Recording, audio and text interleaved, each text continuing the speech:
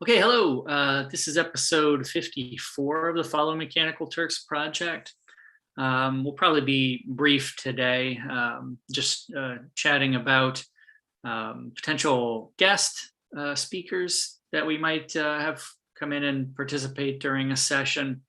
There's also been some changes to GPT-3, which deals with natural language tasks, text generation, summary, description to some degree. So we want to just take a quick look at that as well and see how, or see if that's something maybe to identify or to work with further, I should say. Is that the gist of it? Yeah. Okay.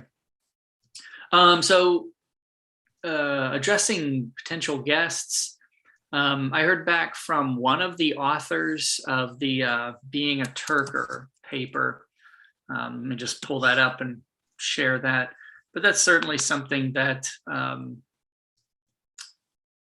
we've been looking at for the second product. Let me share that.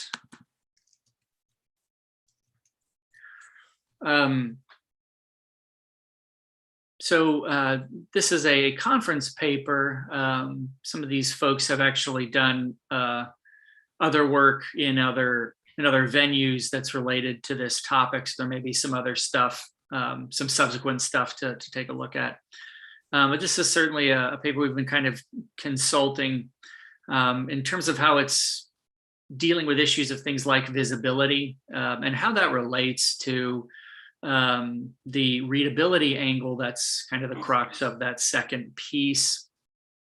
So looking at this work as well as some other stuff related to what we called in the first piece, this concept of telling or making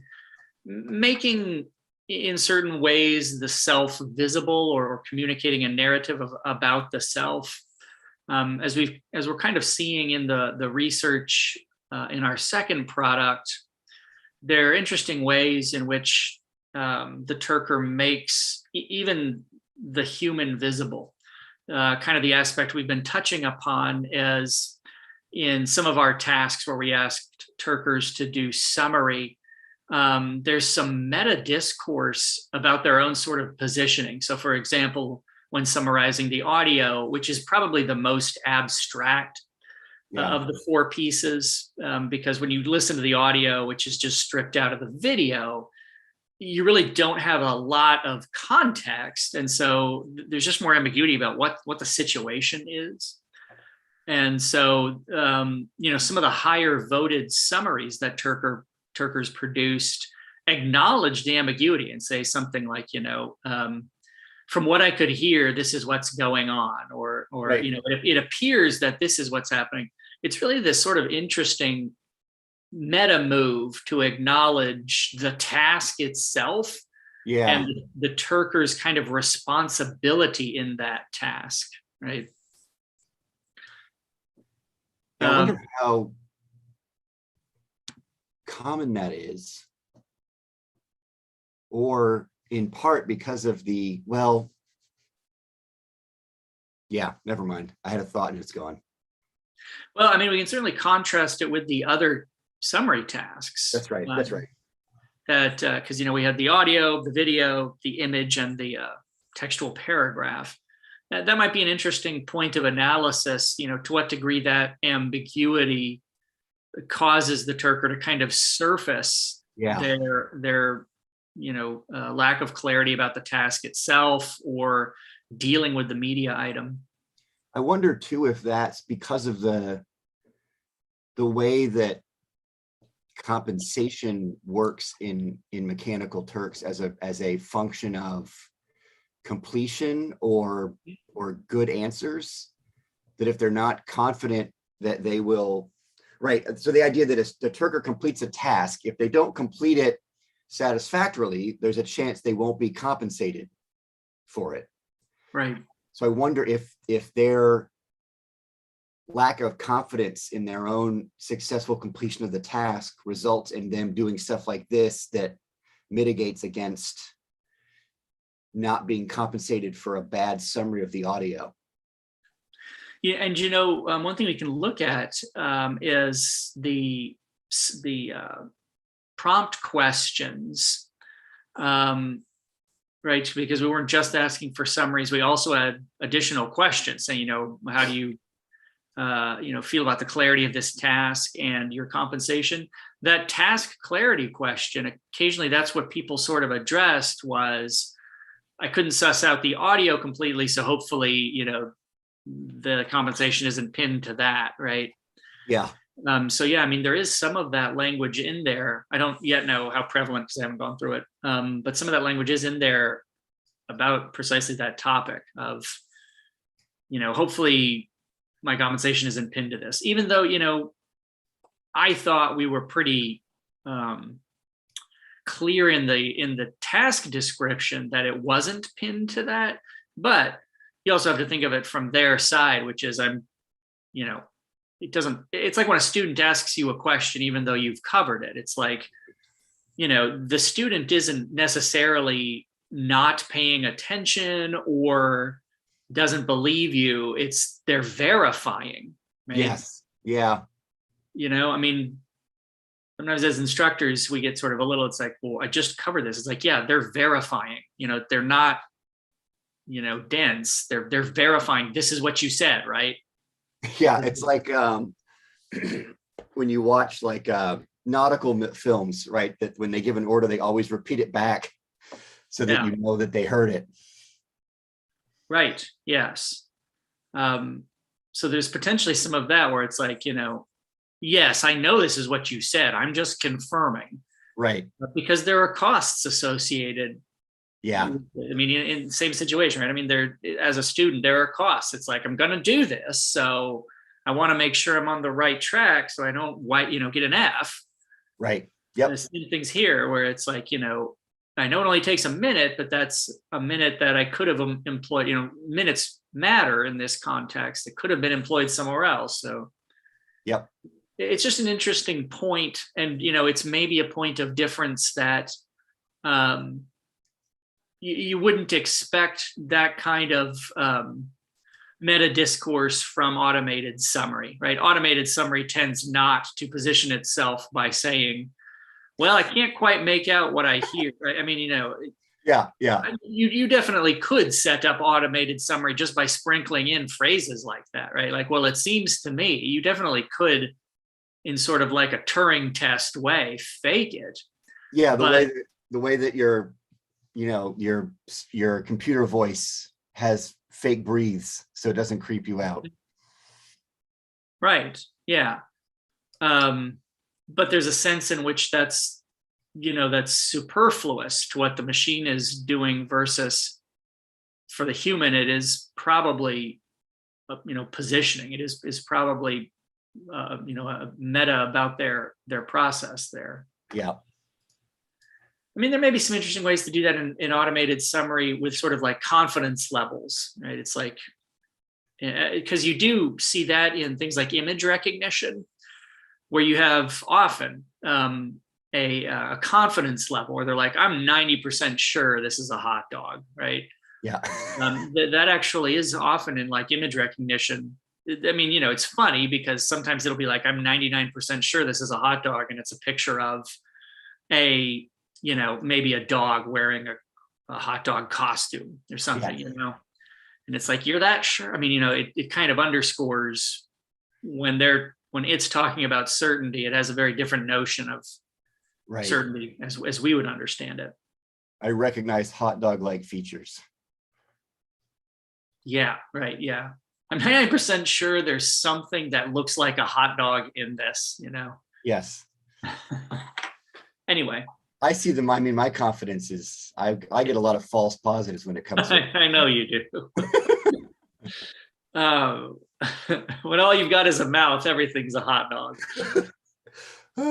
In perhaps related news, my cholesterol's gone up a little bit. Oh, big surprise. Yeah, I just had my physical, and it was mostly okay. He said triglycerides might be a thing. I'm like, well, we've all been sitting at home for 2 years. I am working out, but it's different. Yeah. Definitely. Yeah, I wish my school gym would open back up. Yeah. Anyway, Yeah. um, right. Um, so I emailed one of those folks. I didn't want to identify the person because it may not work out. And I don't want to put anybody on the spot or on blast. Yeah. So I was talking to one of those folks. He seemed, interested. As understandably, he's like, this semester is pretty much, a wash at this point. I was like, yeah, we're in holding pattern too. But maybe during the break or at the start of next semester, I told him I'd check back in with him after the semester ended. Just to see if time had freed up. Yeah. So that's what I've got going for potential guests. Were you reaching out to folks? Yeah, I reached out to and I just sent a follow-up DM. I slid into someone's DMs for this. But yeah,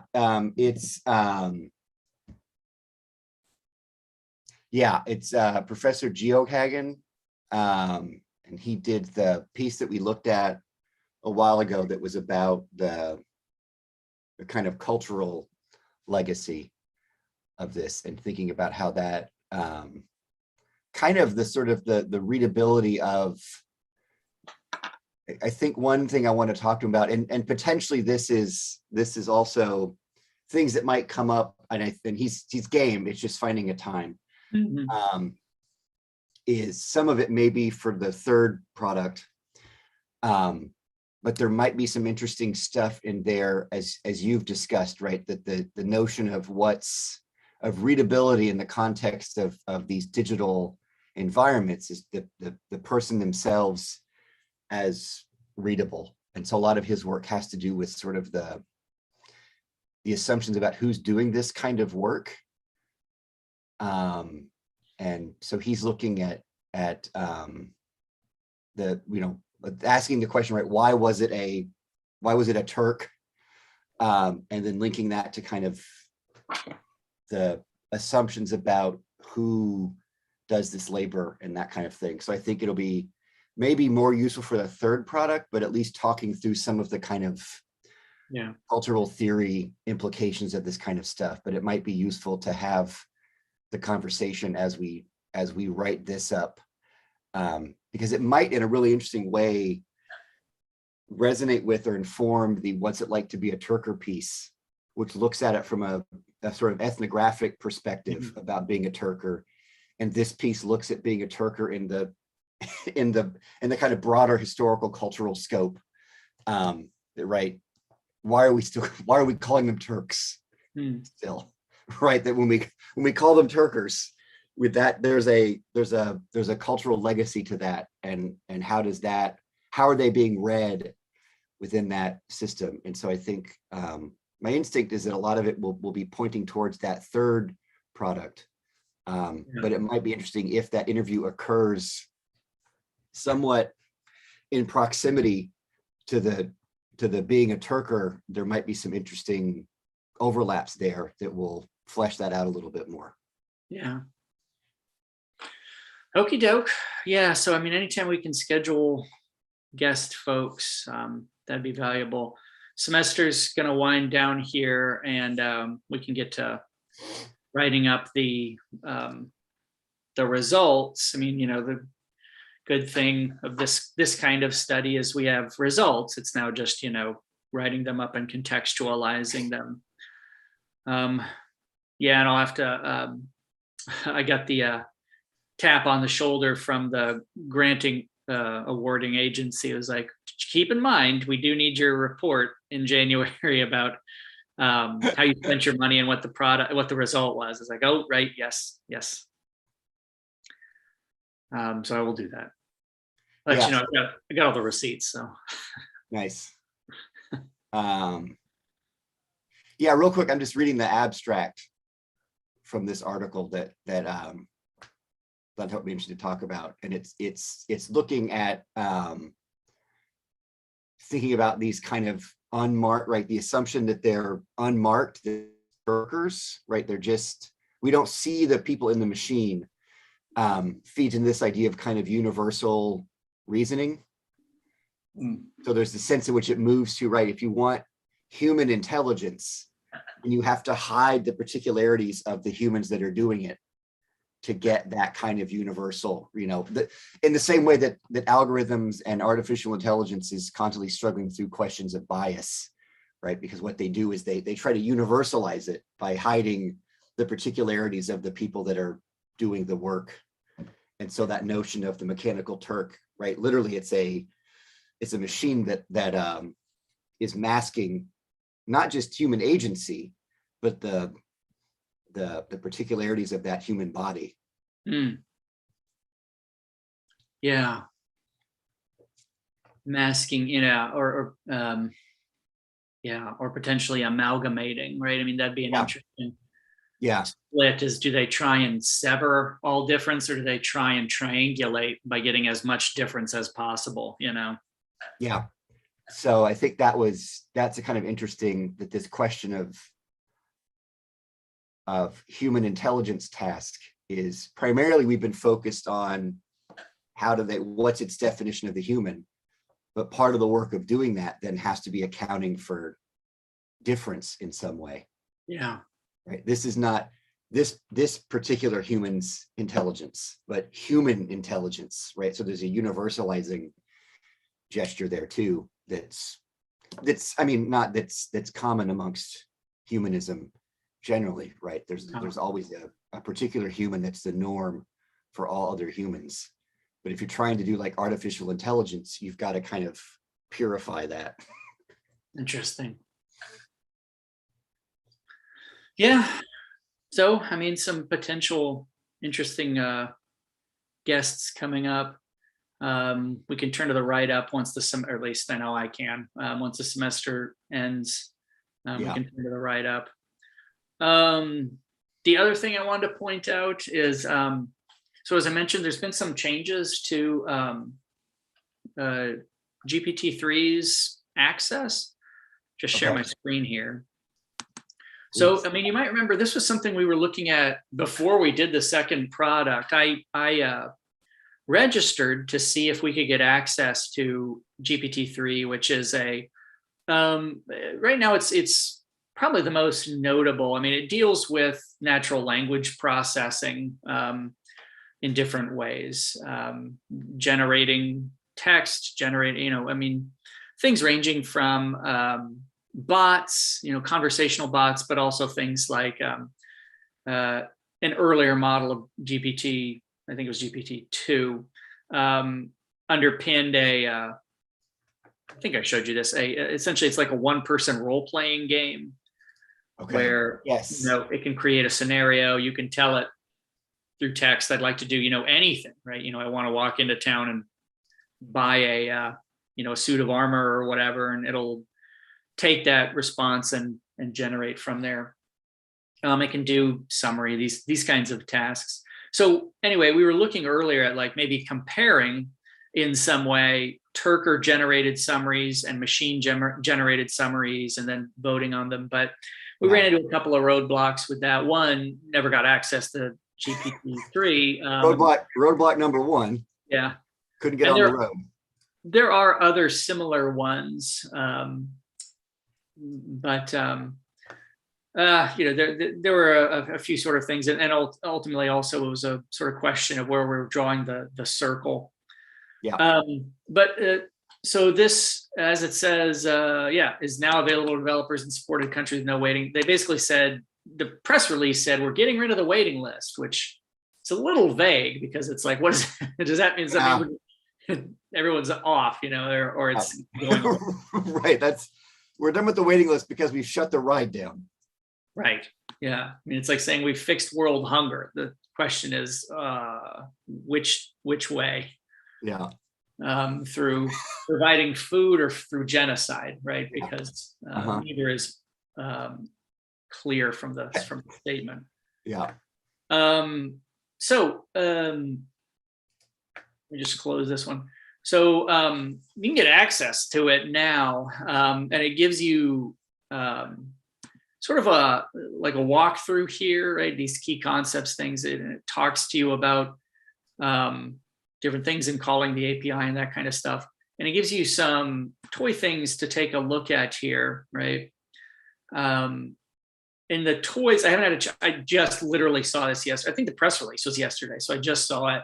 So I haven't really had a chance to go through these. There are some of these toy ones that are close, but not necessarily like there. At least here, there's not anything like I can give it the textual paragraph, and what we were asking it to do was, it's like, do we want it to summarize, or do we want it to generate instructions for Turkers? Yeah. Do the summary task, right? So one of those is a lot easier to the machine, right? I mean, there's definitely one in here where I can give it information.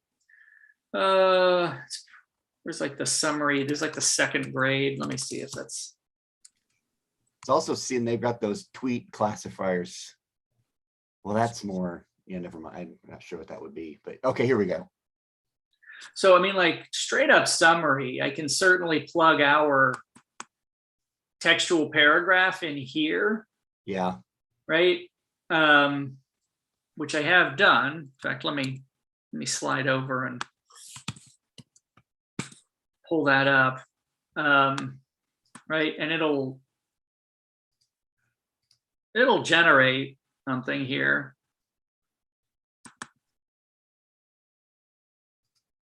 There are these parameters over here that it kind of explains, right? The sequence length is based, I think, in tokens. Yeah, maximum number of tokens that generate. So, I mean, there are these manipulations over here that I really haven't messed with. And you can see, right, Jupiter is the 5th planet from the sun. It's a big ball of gas. It's bigger than all the other planets in our solar system put together.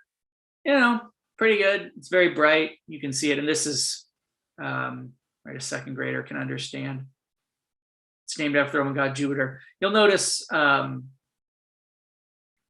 it kind of breaks off here. My son understood it perfectly, and he wasn't even familiar with Jupiter before I explained it to him. The above passage is a prime example of a sophisticated sentence that a child cannot understand, comma, right? I mean, that could just end there. So anyway.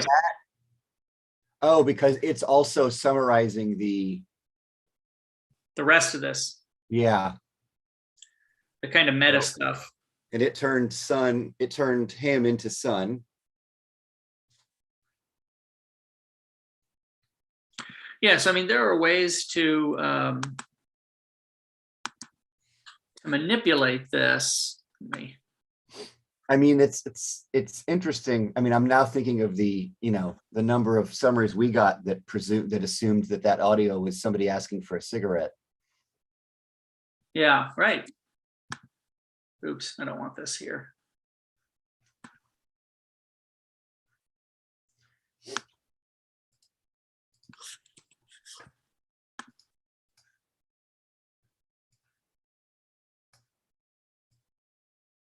Right. So this is our paragraph, right? Boy sitting at a desk, Amanda standing behind him, leaning on a chair.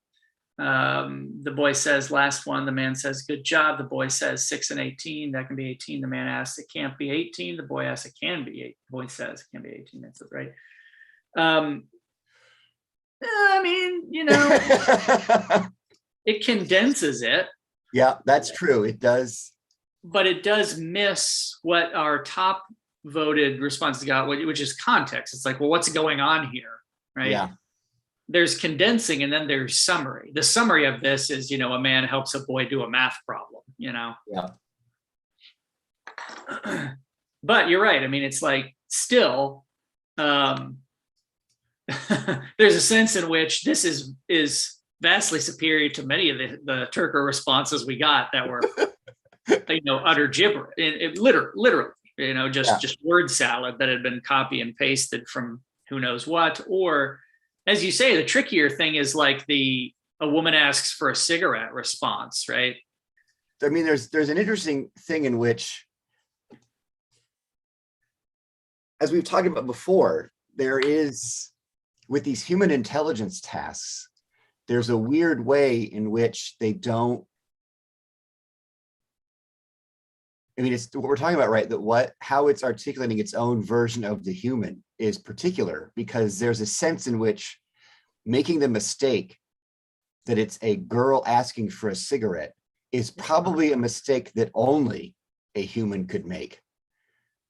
Right? Like GPT, you could make the argument that this is not sophisticated enough to give that weird of an answer. Yeah. It goes back to our conversation, right? That there's a sense in which human intelligence is not necessarily trying to get algorithms to be like humans. It's trying to get humans to be like algorithms. Yeah. Yeah, that it's bi-directional. Right. Because I mean, what we see in that cigarette, and it took a little, a moment to figure that out, but like what we saw there, and that tends to come up in the audio one, not so much in the textual one. It's clear that's not, because it uses, determiner, like boy, it uses determiners. But in the audio one, we're getting responses about, a girl is asking for a cigarette or whatever. It's like, what's happening? It's like, oh, because you keep hearing 18 pop up, right? Right. And so it's like, oh, it's got to be something related to legal age. It's like, that's kind of a red herring. It's like, no, that's just a number that happens to be in the math problem. Yeah. But as a human, and particularly if, for example, the audio as it is a little garbled, or if English isn't your primary language, where it's like, well, I can latch onto the things I'm picking out, right?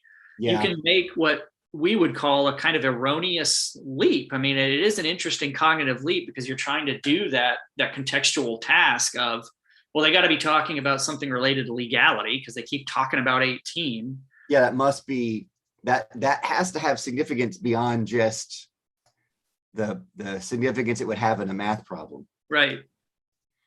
So it's it's this kind of contextual leap. It just happens to be an erroneous one that doesn't actually match the context as written or as understood, whatever. Anywho, so as I said earlier, when I got a chance to futz around with this, I mean, obviously it's not like we can go back and include this in the study. I mean, that ship has long since sailed. Yeah. But it might be something to look at here, that maybe it might show up later. Or at least, as in the piece itself, I mean, the conversation we just had could be built through that.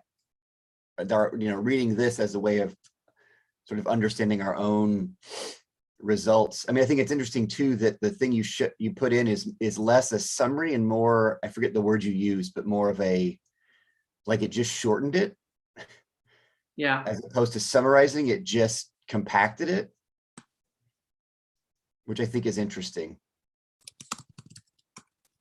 It's less a summary and more a kind of a translation, which I think is admittedly, that's the task, it seems, right? Make this so that a second grader can understand it.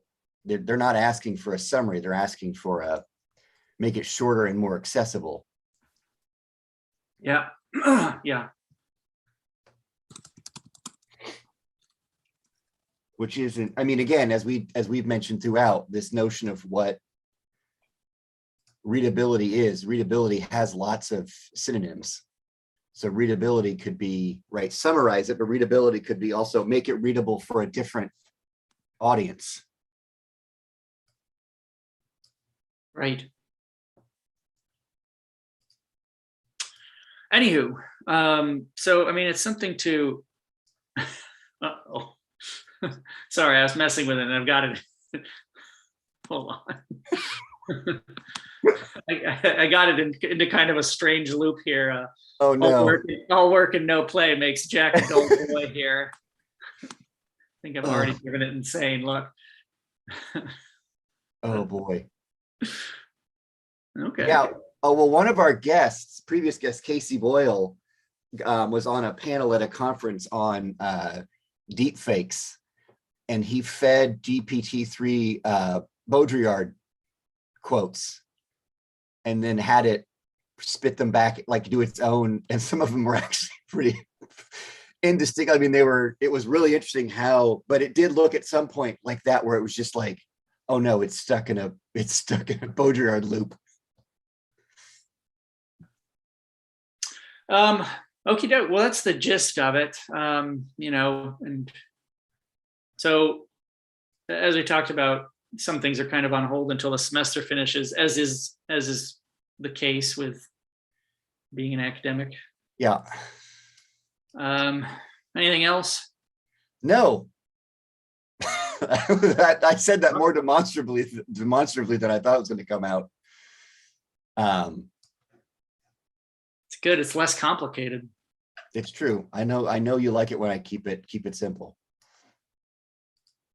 All right. Well, I guess yeah, we'll follow up, and I hopefully we can get some guests going while we wait for this semester to spill out. But I mean, I think it's been percolating. I think when we get into those results and start looking at them, I think we've got a pretty good conceptual starting point for thinking about how we might come to understand those. So yeah. I don't think we're just spinning our tires. Yeah. Okie doke. All right. Well, we'll follow up with those folks. When I get a chance, I'll noodle with this and we'll go from there. All right. Sounds good. All right. Take it easy. I will see you. All right. Bye.